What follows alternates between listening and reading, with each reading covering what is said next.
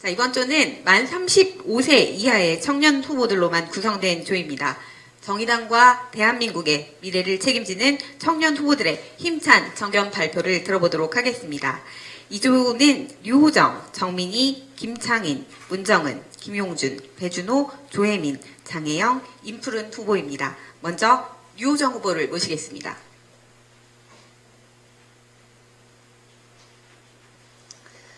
정의당 비례대표 경선 후보 류호정입니다. 두 번째 정견 발표입니다. 세상을 바꿀 4년, 오늘 발표의 주제입니다. 세상을 바꿀 앞으로의 4년, 진보 정치를 업데이트할 류호정입니다. 저는 이렇게 준비했습니다. 먼저 저의 삶을 돌아보며 저의 결심이 옳은 것인지, 가능한 것인지 치열하게 묻고 따졌습니다. 저의 정치는 어때야 하는지 방향을 잡고 계획을 세웠습니다. 10개의 글을 만들기로 했습니다. 페이스북 페이지에 정성껏 올렸습니다. 9번의 사색, 9번의 의심, 9번의 검증 뒤에 뚜렷한 확신이 서지 않는다면 10번째 출마 선언은 접자는 생각으로 진심을 다했습니다. 정의당을 공부했습니다. 비례대표 국회의원은 당의 공약을 충실히 이행해야 할 책무가 있다고 생각했습니다. 정책위원회의 자료를 참고로 했습니다. 정의당은 비례대표 1, 2번에 청년을 할당했습니다. 누구보다 정의당다워야 할 겁니다. 정의당 1번 브랜드로서 제가 할 수 있는 일을 상상하고 찾고 계획하며 국회의원 류호정의 역할을 설계했습니다. 전환의 노동정치, 솔루션 정치, 제가 제시한 두 가지 비전입니다. 우리의 일상을 바꾸는 전환의 노동정치부터 시작하겠습니다. 규모가 작거나 노조가 없는 사업장은 공짜 노동에서 벗어나기 위해 회사가 베풀어주기만을 기다려야 합니다. 포괄임금제 폐지를 제도화해야 하는 이유입니다. 노조를 만들고 노동조합에서 일하면서 노동 밖의 노동에 알게 되었습니다. 전태일 3법으로 모두에게 차별 없는 안전한 일터를 만들어야 합니다. 또한 우리 근로기준법은 사회적 신분을 이유로 한 차별을 금지하면서 그 기준으로 남녀의 성, 국적, 신앙만을 열거하고 있습니다. 성별, 성 정체성 및 성적 지향으로 수정하고 학력 학벌을 추가해야 합니다. 하루 대부분의 시간을 보내는 직장에서부터 차별을 없애가야 합니다. 최근 고용노동부 자료에 따르면 우리나라 육아휴직자 10만 명 중 21%만이 남성입니다. 경력 단절에 대한 두려움과 성 역할에 대한 편견이 아빠의 자장가를 막고 있습니다. 남성의 육아휴직을 의무화해야 합니다. 경력 단절이라는 단어를 없애야 합니다. 평등한 육아의 시작, 제도부터 바꿔야 합니다. 반대파와 영리하게 협상하고 과감히 결단하는 솔루션 정치를 통해 우리 사회의 진짜 문제, 불평등을 해소하겠습니다. 퇴근길에 만나는 아파트 단지를 볼 때 기이함을 느낍니다. 저렇게 집이 많은데 왜 다들 집이 없다고 할까? 집이 있어서 월세를 저축할 수만 있다면 좀 더 먼 미래를 상상할 수 있을 텐데. 주거 문제가 해결돼야 다음이 있습니다. 1가구 다주택 중과세, 계약갱신 청구권 도입, 전월세 상한제 도입이 필수입니다. 부동산 불평등 해소로 살집만 갖는 대한민국으로 바꿔야 합니다. 아빠 찬스만 문제가 아닙니다. 할아버지 찬스를 막아야 합니다. 미성년자 상속 재산 가액이 20억 원을 넘을 때 할증 과세를 50%로 상향하겠습니다. 부의 대물림을 방지하고 편법적인 절세 수단을 막을 수 있습니다. 세상을 바꿀 4년을 보내고 재선의 국회의원이 되겠습니다. 정의당의 비례대표 국회의원에게 가장 간절히 요구되는 비전, 바로 재선 전략입니다. 저는 성남시위원회의 부위원장입니다. 이번 총선과 함께 치르는 지방의회 재보궐선거에 출마하는 후보들이 있습니다. 비례대표 국회의원 류호정이 이들의 전략이 되겠습니다. 2022년 지방선거에서 승리하겠습니다. 성남 분당갑은 저와 함께 활동한 IT 노동조합들이 있는 지역구입니다.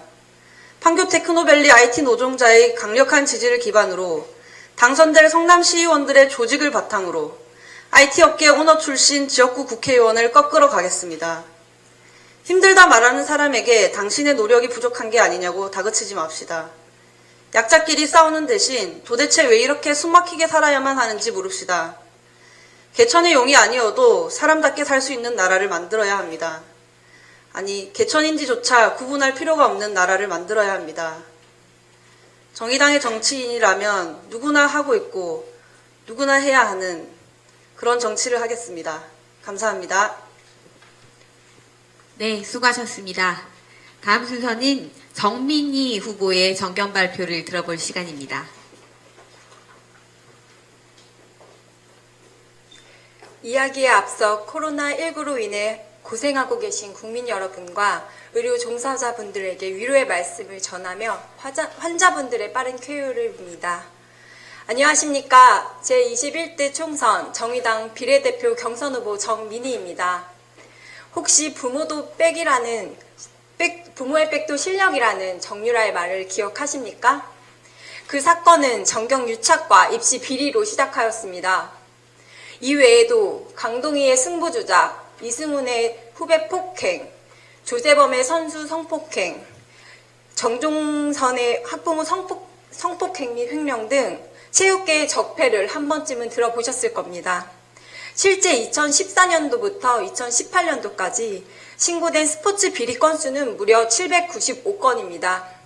이 중 30% 이상이 조직사유 관련 비리였고 성폭력도 41건이나 됩니다. 신고된 비리 건수는 795건이지만 이는 빙산의 일각입니다. 수없이 많은 비리와 비민주적인 체육계 현실에 많은 체육인들이 숨죽이고 있습니다. 부패한 체육계의 한가운데에서 부당함을 경험으로 온몸으로 버텨온 저는 댄스 스포츠 선수였던 정민희입니다. 저는 오늘 제 이야기를 해보려 합니다. 댄스 스포츠 종목은 주관적 심사가 들어가는 종목 중 하나입니다. 주관적 심사가 들어가는 종목은 심사위원회 결정이 곧 법이며 순위입니다. 국가대표 선발전 대회를 치르던 날 협회는 저에게 국가대표라는 명목으로 거액의 뇌물을 강요하였습니다. 전 받아들이지 않았고 그 결과는 국가대표 선발 탈락이었습니다. 저는 꿈을 포기해야만 했습니다. 저에게 전부였던 국가대표 선발이 권력층의 비리와 독선으로 좌절해야 하는 현실을 겪었습니다. 화가 나고 억울했지만 무서움, 두려움이 커 반항할 수 없었습니다. 저는 자책했습니다. 왜 이런 부당함을 가만히 있었을까? 왜 항의 한번 하지 못했을까? 수없이 제 자신을 원망했습니다. 체육계 비리 문제는 저 혼자만 겪는 문제는 아닙니다. 우리나라 축구에서도 비리는 만연합니다. 뇌물을 주고 실력 좋은 선수를 사오는 비리는 초등학교 때부터 시작됩니다.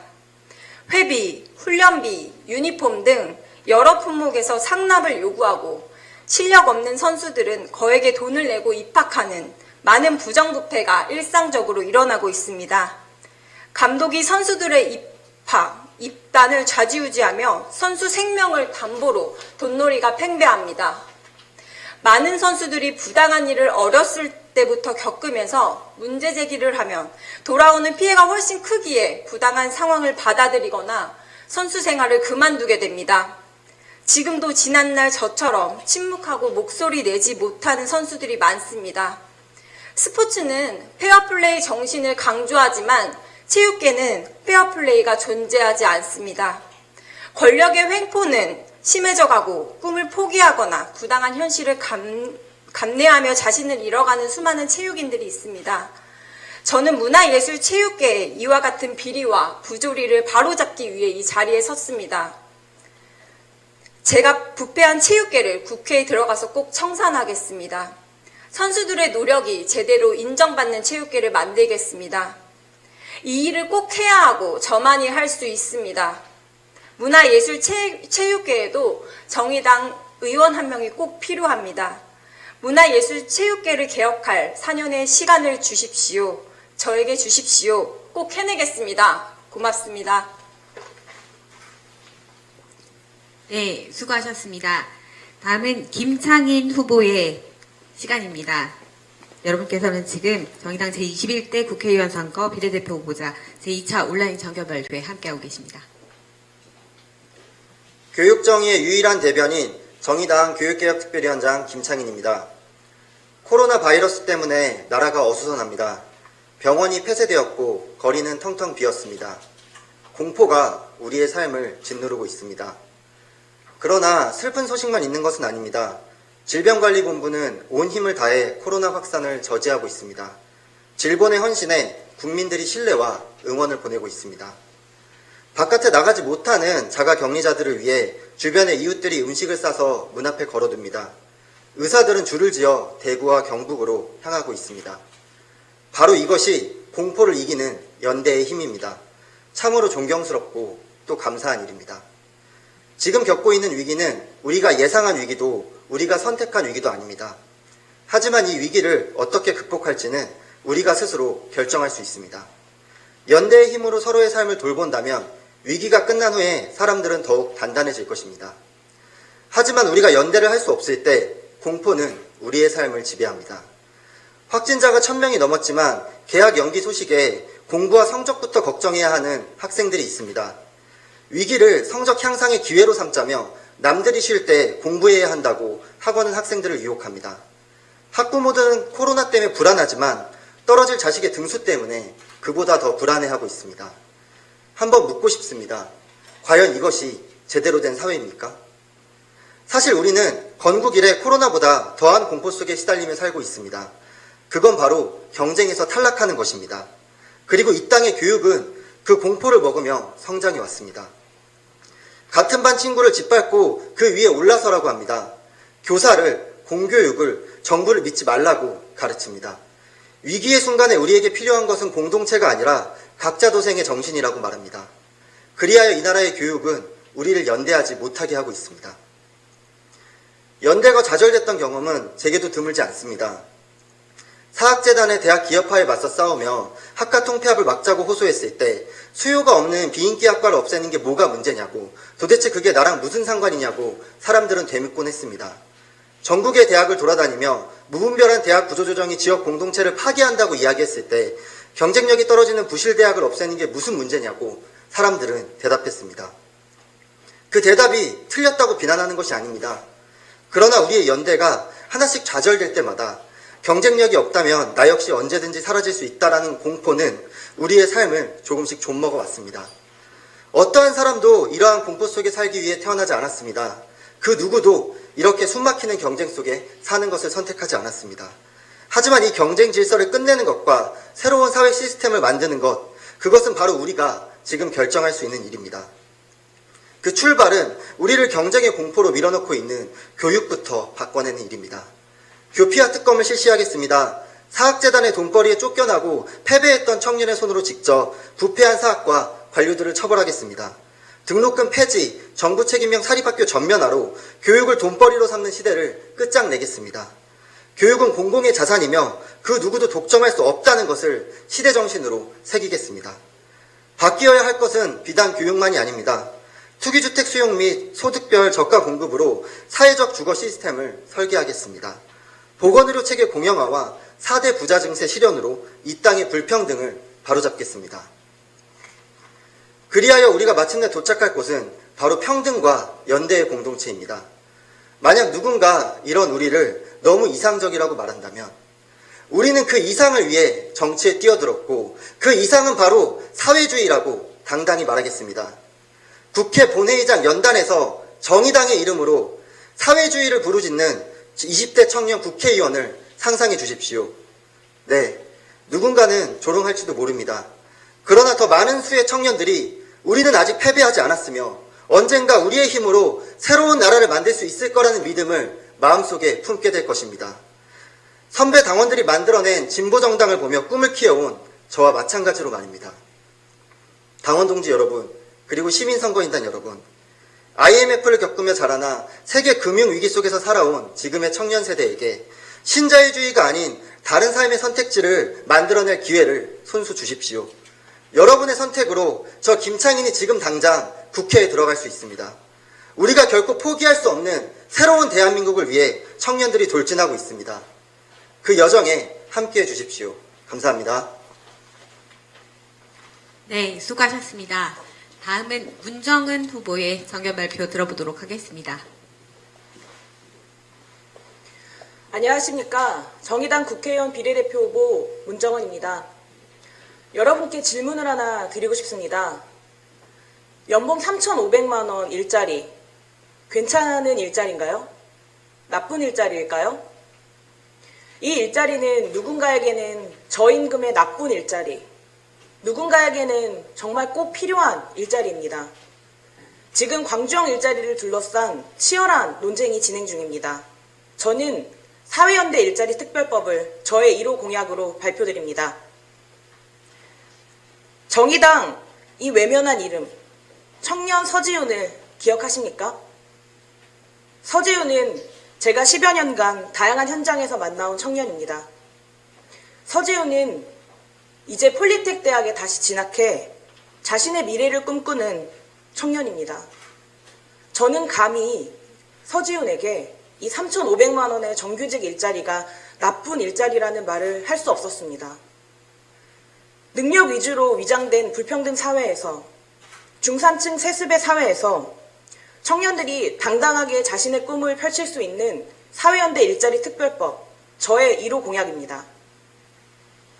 저는 진보 정치의 길이 이제는 지키는 일자리에서 만드는 일자리, 나누는 일자리로 가야 한다고 생각합니다. 청년의 좋은 일자리는 부모 세대에게는 안정감을, 그리고 사회의 지속성을 담보할 수 있습니다. 청년의 좋은 일자리는 지역 경제의 보탬이 됩니다.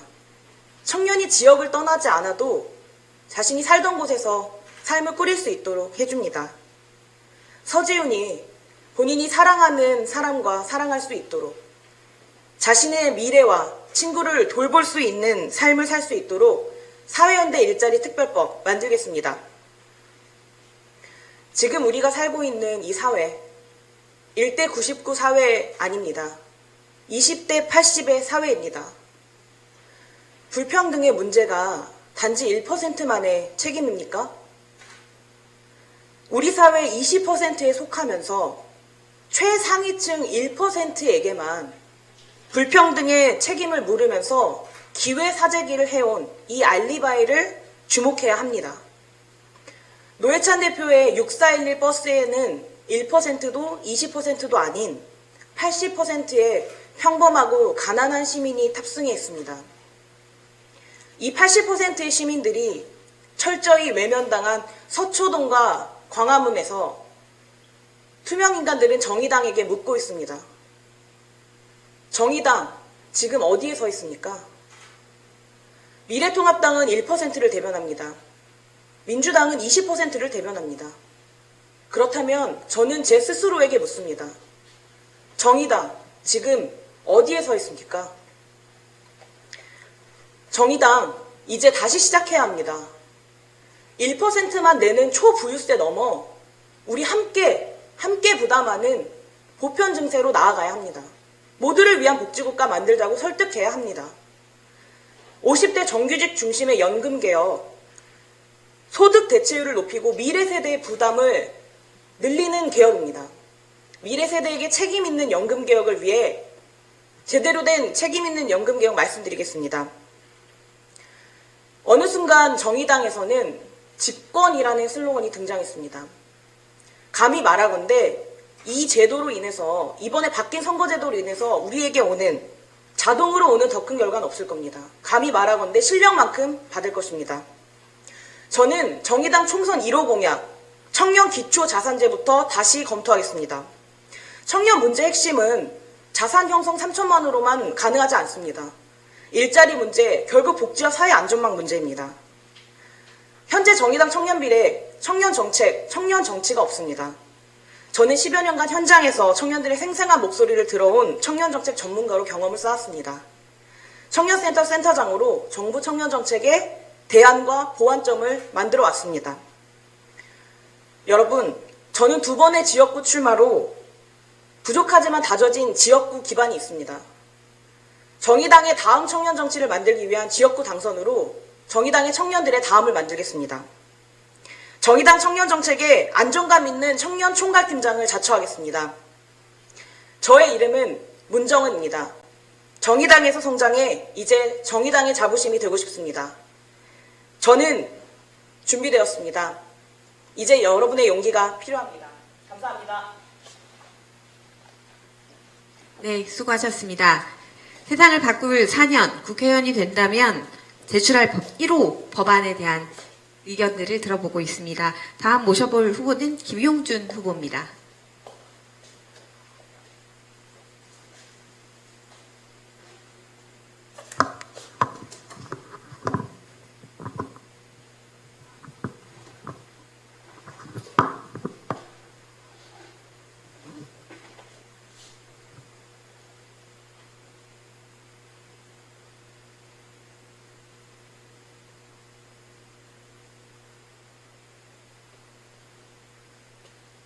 진행하시면 됩니다. 안녕하세요. 저는 정의당 비례대표 경선 후보 산재 변호사 김용준입니다.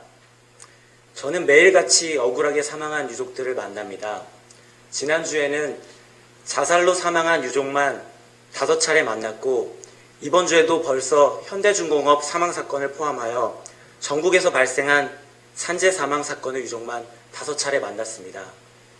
오늘 한 가지 현실을 알려드리기 위해 산재로 사망한 노동자들의 통계를 보여드리겠습니다.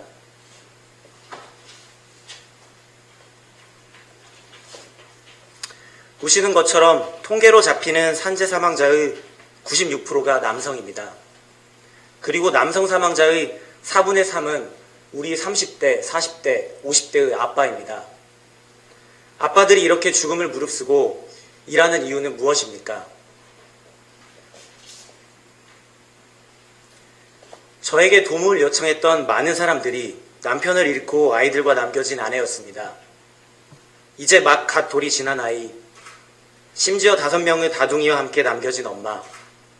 저는 같은 아빠로서 아빠들이 죽음을 무릅쓰고 열심히 일했던 그 이유를 알기에 남겨진 아내와 아이들을 대신 지켜주고 싶었습니다. 그래서 더욱더 열심히 도와왔습니다. 모든 아빠가 가족을 지키고 싶은 마음은 매한가지일 겁니다.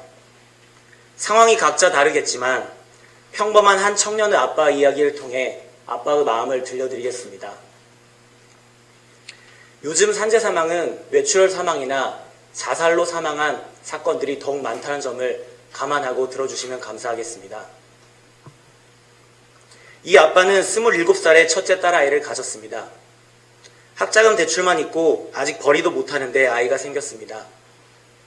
어떻게 살지 막막했습니다. 뭘 먹고 살지, 어디서 살지 불투명한 미래밖에 보이지 않았습니다. 그렇지만 이 청년 아빠는 이제 혼자가 아니고 아내와 딸을 지켜야 하는 가장이었습니다. 아빠가 된 이후 하루도 제대로 쉬어본 날이 없었습니다. 혼자서 시간을 보낸다는 것 자체를 생각해 본 적이 없었습니다. 쉬면 안 된다고 생각했습니다. 일주일에 70시간씩 밤 11시고 12시고 1년이고 2년이고 계속 일을 했습니다. 그러다가 왠지 모르게 불안에 휩싸였습니다. 이렇게 무리하게 일하다가 죽으면 어떡하지? 과로는 계속되고 죽음이 점점 두려웠습니다. 그리고 죽으면 남게 될 아내와 2 아이를 누가 먹여 살릴지 두려워졌습니다. 계속된 과로와 두려움에 공황장애를 앓게 되었습니다. 아이들이 클 때까지만 죽지 않기를, 그리고 죽더라도 아이들과 아내가 사망보험금을 받아 살아갈 수 있기를 바라면서 생명보험을 여러 개 들었습니다. 일하다 죽어도 내 아내와 아이들을 지켜주면 그만이라 생각했습니다. 그런데 이 아빠는 공황장애를 앓고부터 이제는 집에 가서 아이들을 보면 손발이 부들부들 떨리고 공황장애가 재발하였습니다. 아이들을 위해 살아왔는데 몸과 정신이 고갈되어 아이들 곁에 다가갈 수 없는 사람이 되어버렸습니다. 눈치채셨는지 모르겠지만 이 평범한 2 아이의 아빠는 만 34세인 저의 한 모습입니다. 평범한 우리네 아빠들은 오로지 가족을 지키려고, 먹여 살리려고 일합니다. 상사에게 까이고 야근에 시달려도, 일이 좀 위험해도 버티는 것 외에는 달리 방법이 없습니다. 이렇게 위험을 무릅쓰고 일하다가 매년 5,000명의 아빠들이 사망하고 있습니다. 가족을 지키려고 일하다가 가족들 곁을 떠나는 세상입니다. 남겨진 아내와 아이들에게 씻을 수 없는 상처만 남기는 세상입니다. 존경하는 당원 여러분, 그리고 선거인단 여러분, 저는 두 아이의 아빠로 제 가족을 지키면서 이 자리에 살아남아 있지만 1년에 수천 명의 아빠가 가족을 지키지 못하고 죽어가고 있습니다. 저는 평범하게 일하는 아빠들을 지켜주고 싶습니다. 일하다 죽지 않아도 되는 나라, 가족을 지키고 싶던 아빠의 소망처럼 남겨진 유족들이 예우받고 살아갈 수 있는 나라를 만들겠습니다. 저는 산재 전문가로서 과로사 방지법 그리고 과로자살 방지법을 가장 먼저 만들겠습니다. 그리고 죽어가는 아빠들을 통계에도 잡지 못하는 산재보상보험법 전면 개정하겠습니다. 사회에 대한 막연한 불만을 넘어 실제로 사회를 변화시켜온 청년, 그리고 유족들을 수백 명 이상 구제해온 청년, 그리고 실제로 이미 기득권을 파괴한 청년, 실력 있는 청년이 만들어가는 신년도를 그려봐 주시기 바랍니다. 감사합니다. 네, 수고하셨습니다. 다음은 배준호 후보의 정견 발표를 듣는 시간입니다.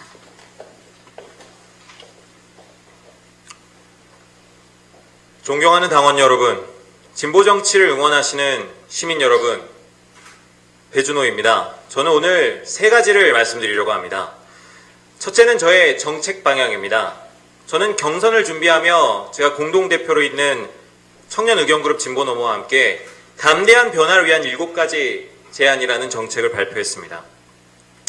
주요 골자들은 세습 자본주의에 대해서 맞서는 조치들입니다. 저번 제드 때도 말씀드렸듯이 저는 자산소득에 부과하는 최고소득세율, 그리고 부유세, 이러한 방법들을 통해서 더 직접적으로 특권과 부의 세습을 근절하겠습니다. 두 번째로 말씀드릴 부분은 코로나19 사태에 대한 긴급 제안입니다. 저는 지난 25일 35조 원 슈퍼 추경 예산을 요구하자고 제안드렸습니다. 경기 위축을 막기 위해 성인 인구 4천만 명에게 50만 원 현금 카드를 지급하고 영세 자영업자들에 대한 무이자 대출과 취약계층 우선 마스크 배급 등의 조치를 즉각 실시하자는 것이었습니다. 저는 오늘 또 하나의 긴급 제안을 드립니다. 정의당 지역구 후보자들이 권역 거점 공공의료센터 유치라는 공동 공약을 내걸었으면 합니다. 정부는 한 개 구마다 있어야 되는 공공의료병원을 최소한 2-3개 구마다 만들겠다고 했지만 전혀 늘지 않았습니다.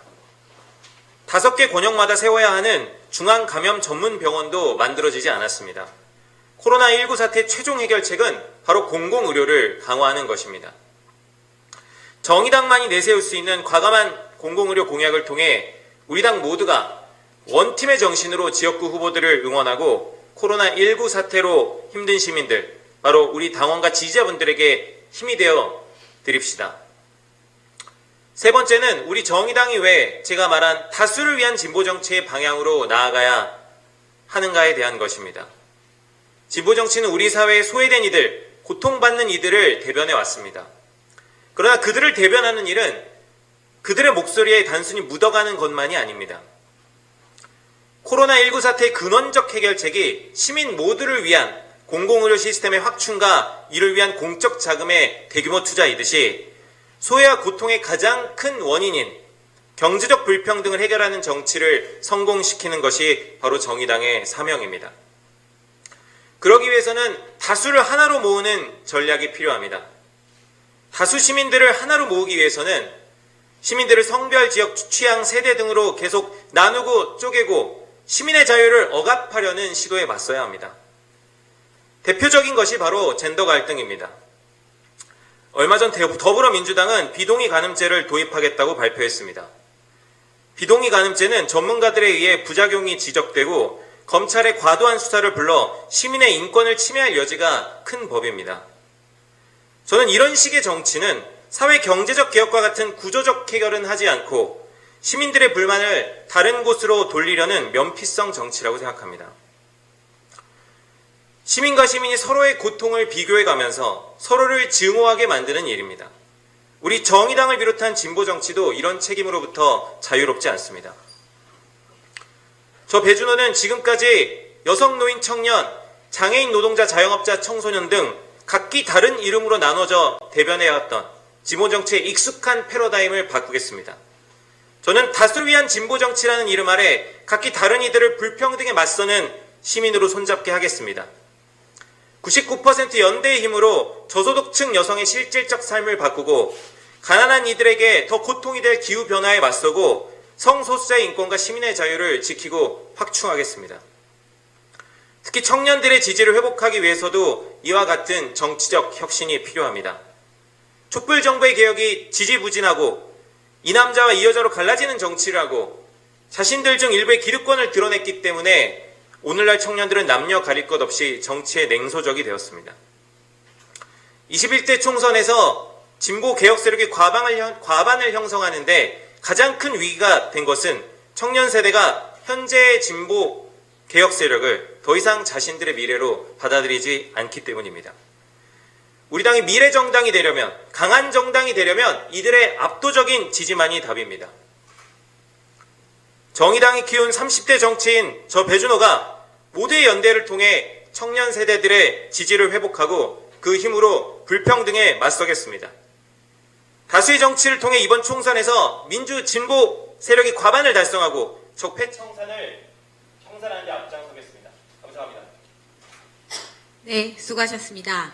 이번에는 조혜민 후보의 정견 발표를 듣는 시간입니다. 세상을 바꿀 4년 조혜민 후보를 만나시죠.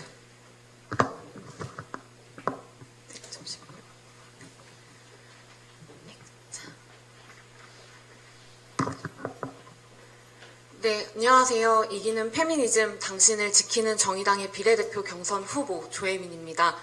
오늘 정견 발표의 주제, 세상을 바꾸는 저의 1호 법안은 스토킹 처벌법입니다. 지금 이 정견 발표 영상을 보고 있을 엄마를 생각하면서 오늘 발표를 준비했습니다. 엄마가 볼 때도 그렇지, 저 정책은 필요하지, 맞네 라고 고개 끄덕이게끔 말씀드리겠습니다. 제 슬로건인 이기는 페미니즘, 당신을 지키는 정의당이 무엇인지 알 수 있게끔 말씀드리겠습니다. 저는 대학 때 자취를 했습니다. 고시원에도 살았고요. 아르바이트도 했습니다. 제가 아직까지 엄마에게 하지 못했던 이야기가 있습니다. 호프집에서 제가 아르바이트를 할 때 손님 중에 제게 연락처를 물어보는 사람이 종종 있었고 저는 거절했었습니다. 그런데 그 사람들은 손님이라서 테이블에서 저를 부르면 저는 달려갈 수밖에 없었습니다. 고민하다가 대책으로 낸 것이 웃으면서 거절하기였습니다. 그런데 웃으면서 거절하니까 이제 웃어서 문제더라고요. 이 얘기가 혹시 어떻게 다가오셨나요? 제가 인기가 많은 사람이라고 생각하셨나요? 혹은 이후에 제가 그 손님과 연애를 했는지 상상하셨나요? 저는 그런 일이 있는 날이면 퇴근하고 집에 가는 길이 굉장히 무서웠습니다. 번호를 알려주지 않은 그 손님이 기분이 나빠서 혹은 거절해도 단념하지 않아서 퇴근할 때까지 기다리고 있다가 나를 쫓아오면 어쩌지 하는 무서움이 있었습니다. 그래도 저는 돈을 벌어야 하는 알바 노동자였고 고시원에 살아야만 하는 1인 가구였습니다. 신고는 생각도 못했습니다. 문제제기하는 것조차도 일자리를 잃을까봐 더 위험한 상황에 노출될까봐 하지 못했습니다. 제가 너무 겁이 많다고 생각하시나요? 이건 저만의 경험이 아닙니다. 신림동 강간미수 사건의 가해자는 강간미수가 아닌 주거침입죄만 적용받았습니다. 실제로 강간을 시도한 증거가 없다고 보았기 때문입니다. 여성살인 사건 30%는 스토킹에서 시작합니다. 스토킹은 강력범죄의 전조 증상인 셈입니다. 그런데 현행법에서 스토킹은 장난전화, 길거리에서 침뱉기 정도의 경범죄입니다. 범칙금을 내봤자 8만 원 정도에 불과합니다. 신림동 강간 미수 사건은 신림동만의 문제가 아닙니다. 여성 1인 가구는 각종 범죄에 가장 취약한 집단이기도 합니다. 33세 이하 여성 1인 가구는 남성에 비해 주거침입 피해를 당할 가능성이 무려 11배 이상 높습니다. 2014년부터 2017년 최근 4년간 주거침입 성범죄는 하루 한 건꼴입니다. 주거비 지원도 좋고 임대주택 공급도 좋습니다. 하지만 저는 1인 가구로서 무엇보다 안전하고 싶습니다. 무엇이 범죄인지, 무엇을 처벌할 것인지, 누구를 지킬 것인지가 명확하지 않은 탓에 안전하지 못했던 나의, 당신의 일상을 지키고 싶습니다. 누군가를 따라가고 근처를 어슬렁거리는 것은 처벌받아야 하며 실제적인 폭력이 발생하기 이전에도 공포와 위협을 누군가는 느낄 수 있기에 경찰이 개입해야만 한다는 내용을 담은 스토킹 처벌법은 반드시 필요합니다. 아마 지금까지 제 이야기를 듣고 있던 엄마도 고개를 끄덕이며 맞다고 말할 정책입니다. 안전하게 일터에서 일하고 편히 집에 돌아가서 두 다리 뻗고 누울 수 있어야 한다는 굉장히 평범한 이야기입니다.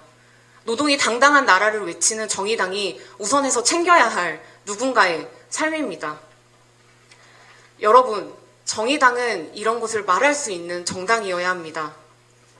담대한 비전, 집권정당으로서의 가능성은 오늘을 보내고 있는 그 누군가의 일상을 지키는 정치, 거기에서부터 시작해야 합니다. 그리고 그 정치를 설명하는 건 일상의 언어여야 합니다. 21대 국회의원이 된 조혜민은 정의당이 준비한 정책을 공장에서 눈이 빠지게 부품 조립하고 퇴근한 엄마도 고개를 끄덕이게끔 설명할 수 있는 정치인이 되겠습니다. 정의당에서 성장한 페미니스트 정치인은 언어부터 다르다는 것을 보여드리겠습니다. 그리고 끝내 당신의 일상을 지켜내겠습니다. 이기는 페미니즘, 당신을 지키는 정의당의 조혜민입니다. 감사합니다. 네, 수고하셨습니다. 이번에는 장혜영 후보의 정견 발표를 듣는 시간입니다. 여러분께서는 지금 정의당 제21대 국회의원 선거 비례대표 후보자들의 제2차 정견 발표를 듣고 계십니다.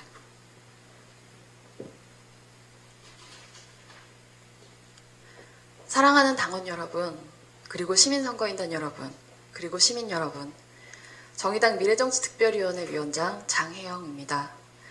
오늘 저는 21대 국회에서 제가 반드시 관철해내고자 하는 1호 공약을 말씀드리려고 합니다.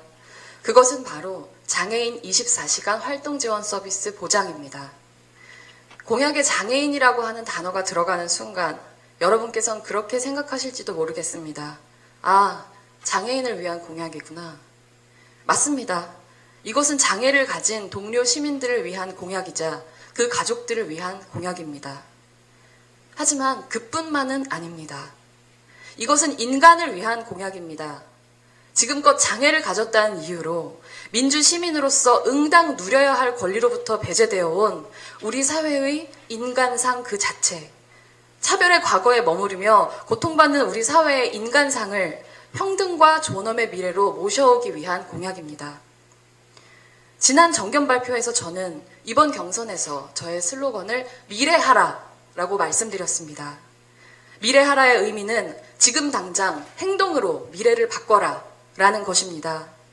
장애인 24시간 활동지원 서비스 보장이라고 하는 저의 1호 공약의 다른 이름은 인간을 미래하라입니다. 우리 헌법 제11조는 말합니다. 모든 국민은 법 앞에 평등하다. 그러나 이 존귀한 헌법의 외침은 오늘 우리가 마주한 현실 앞에서 너무나 공허합니다. 불행히도 지금 우리가 마주하는 현실에서 모든 국민은 평등하지 않습니다. 이 사회에는 지금 두 종류의 국민이 있습니다. 장애를 가진 국민과 장애를 갖지 않은 국민이 있습니다. 그 두 종류의 국민은 정치, 경제, 사회, 문화적 생활의 모든 영역에서 너무나 다른 삶을 삽니다. 그리고 너무나 다른 죽음을 맞이합니다. 오늘로 코로나19에 감염되어 돌아가신 분들의 수는 12명이 되었습니다. 그 12분 가운데 무려 7분이 청도 대남병원의 폐쇄병동에 수용되었던 정신장애 당사자분들입니다. 2020년 2월 26일 현재 국내 코로나19의 치사율은 1.04%입니다. 중국 후베이성의 치사율은 4%입니다. 청도 대남병원 폐쇄병동 수용 감염자들의 치사율은 6.7%입니다. 도대체 우리는 정말로 같은 사회를 살아가고 있었던 것일까요? 완전히 다른 두 개의 세상을 살아가고 있었던 것은 아닐까요? 더 많은 연결이 필요한 사람들에게 오히려 사회로부터의 모든 연결을 단절시키고 보호라는 그럴듯한 이름으로 우리의 동료 시민들을 인간다운 삶으로부터 격리해버린 것은 아닐까요? 같은 사회를 살아가는 다른 시민의 인간다운 삶 없이 우리에게도 인간다운 삶은 없습니다. 격리되어 버린 두 개의 세상을 지금 당장 합쳐야 합니다. 장애인 24시간 활동 지원 서비스의 보장은 이 갈라진 두 개의 세상을 단단히 연결짓는 첫 번째 고리입니다. 장애를 가진 우리의 동료 시민들이 시설로 보내지는 이유는 장애에 대한 돌봄을 오롯이 그 당사자와 그 가족들에게 전가하는 우리 사회의 시스템 때문입니다. 24시간 활동 지원 서비스의 확립은 장애 당사자 한 사람 한 사람을 단지 누군가의 가족이 아니라 온전한 민주공화국의 독립된 시민으로서 그 권리를 보장하겠다는 민주주의의 선언입니다. 지금까지는 비장애인들의 특권이었던 지역사회에서 자유로이 살아갈 권리를 시민 모두의 것으로 만들겠다는 선언입니다. 보건복지부는 코로나19의 감염 확산 현장에서 집에서 자가격리에 돌입한 장애 당사자들에 대해 24시간 활동 지원 서비스를 제공하겠다고 약속했지만 안타깝게도 현장에서 그 방침은 제대로 시행되고 있지 않습니다. 현재까지 상황을 관리하기 위해 애써온 보건당국의 노력을 잘 압니다. 그러나 가장 취약한 사람들을 위한 지원이 지금 당장 아주 더욱 절실합니다. 조금만 더 세심하게, 조금만 더 단호하게 지금 당장 필요한 요구를 현장에서 절실히 살펴주십시오. 오늘 이 자리에서 저 이외에도 우리 당내의 많은 훌륭한 후보들이 우리 사회 미래를 좌우할 중요할 정책을 얘기하고 있습니다. 그 모든 정책이 제대로 시행될 수 있는 강력한 정치를 만들겠다는 것이 저의 영호 공약입니다. 정의당을 미래하고 정치를 미래하겠습니다. 그렇게 하여 인간의 존엄과 평등을 위한 미래를 만들겠습니다. 감사합니다. 네, 수고하셨습니다. 이제 2주의 마지막 정견 발표를 들어볼 시간인데요. 임푸른 후보의 정견 발표를 듣는 시간입니다. 네, 함께 하겠습니다. 안녕하십니까? 세상을 바꿀 트랜스젠더 임푸른입니다. 오늘은 저의 공약과 제1호 공약을 발표하는 자리인데요. 청년 할당에 들어가는 후보로서 청년 공약이 없는 것은 아니지만 유일한 성소수자 후보이기에 관련 공약 위주로 말하려고 합니다. 성소수자 분야에서는 3가지 공약을 가지고 있는데요. 성벌정정 특별법과 혼인평등, 군형법 및 에이즈 예방법 개정입니다.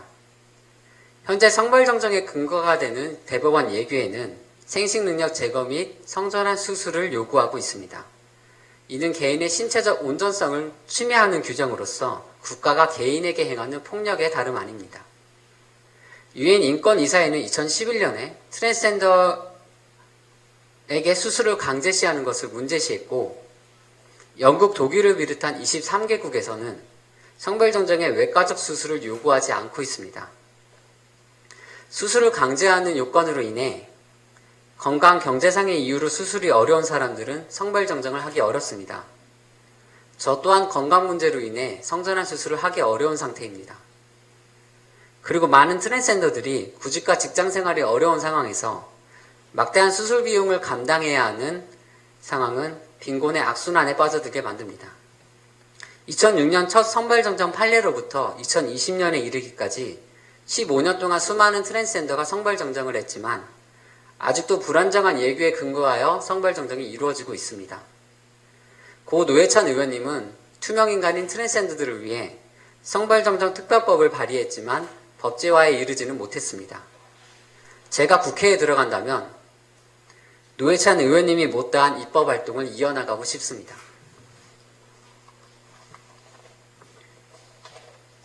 혼인평등은 동반자 등록법과 동성결혼 법제화를 포함한 개념입니다. 사회가 현대화되면서 가족 구성이 달라지고 있습니다. 미혼 이성 커플, 1인 가구, 생활 공동체 증가 등 다양해지는 가족 구성에 발맞춰 동반자 등록법을 입법할 필요가 있습니다. 또한 동성결혼 법제화를 통해 진정한 의미의 혼인평등이 실현될 수 있도록 하겠습니다. 군형법 및 에이즈 예방법에서 성소수자 차별적인 조항을 개정하겠습니다. 특히 HIV 에이즈는 95년도에 신약이 개발되어 당뇨병처럼 관리 가능한 만성질환임에도 불구하고 에이즈의 원인이 동성애라는 편견 때문에 국가는 이를 방치하고 있습니다. 전파 매개 금지 조항을 삭제하여 감염인들이 더욱 적극적으로 진단 및 치료를 받을 수 있게 하겠습니다. 저는 한국에서 가장 오래된 성소수자 단체인 행동하는 성소수자 인권연대에서 활동하면서 시민단체 활동가들과 함께하고 있습니다. 출마하는 과정에서 법 전문가, 연구자들에게도 정책 자문을 받고 있습니다.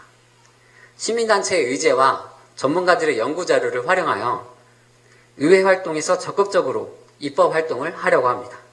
마지막으로 제1호 공약인 포괄적 차별금지법 제정에 대해 말하겠습니다.